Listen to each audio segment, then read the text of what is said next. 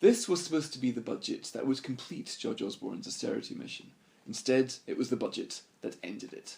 The Chancellor has decided that there's going to be no more cuts in total state spending. Things are going to be better, more expensive from now on. He seemed to find something like £27 billion more money. But where from? And why did he spare all of these departments all the axe work that they were expecting? Let's find out. Of course, George Osborne wasn't really cutting spending, not in the way that his critics would have you believe. You can see there his total state spending plans were going to go down just a little bit before rising in 5 years' time. He decided that's far too long to wait. The new plan is to increase spending by about £10 billion a year on average, up significantly and up for the foreseeable future.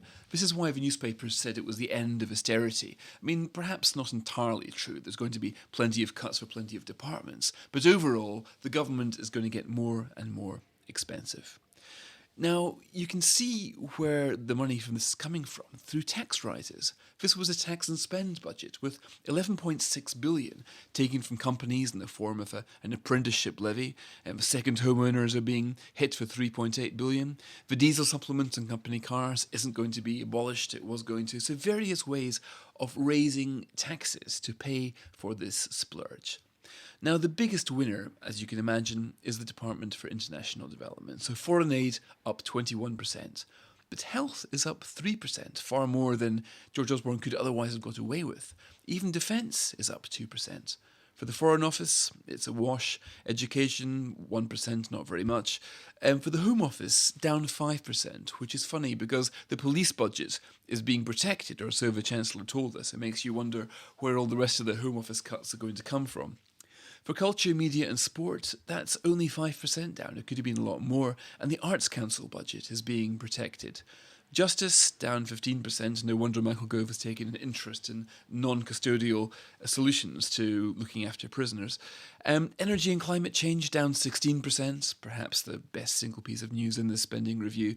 And councils are down 29%, which is significant because you can probably expect that bill to be passed to us via higher council tax down the road. And the transport is the biggest loser, down 37%. Now, let's see what the government looked like when David Cameron took office. Health, absolutely massive, 104 billion. Others, 157 billion. But education, still 54 billion, defence 30, and DFID 6. Now, at the moment, there's significantly more being spent on health, education's the same, a bit less on defence and a bit more on aid. The pain has come from the various others. That's the Home Office, Transport Councils, the others we've just seen. In 5 years' time, how's it going to look? 119 billion for health, far bigger. Education, still pretty much a real terms freeze over 10 years. Defence, still not particularly big. International aid, 10 billion, way up from 6 billion, while most of the pain has been focused on those others. Now, tax credits had to be reformed. You can see why. The bill for unemployment benefits was under control, but the bill for tax credits, out of control. Look at that, it's dwarfing the unemployment benefits, which is why George Osborne wanted to reform. But even he wasn't going to reform that much. His original plan was to take away, a few billion quid in tax credits. It wasn't going to save him as much as it was going to. So politically, he might have wondered, why was all that pain necessary? He hasn't exactly abandoned this plan. Let's have a look at the new proposal. You can see he's going to save pretty much the same, but by methods which are less politically controversial. Now, over the years, George Osborne has basically given up on his original deficit plan. He wanted to have done with it by now, but he's given himself 3 more years to balance the books. But this has left us with the 3rd biggest deficit in the Western world. It's still one massive big burden which he somehow has to shift while doing all of his spending.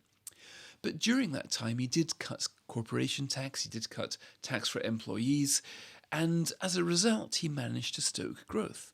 Let's look at the rest of Europe's growth. I mean, you can see Spain and Italy there is appalling, and Germany and France not very good, but Britain now has the best recovery in Europe, projected to be even better in the years ahead.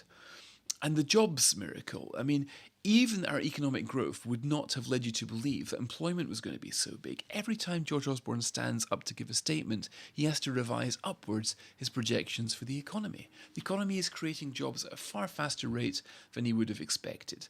And the best thing of all for him is that wages are finally going up as well. His hope will be that all of this austerity will be overshadowed by the fact that the economy is recovering in a way that will leave more people with far more money.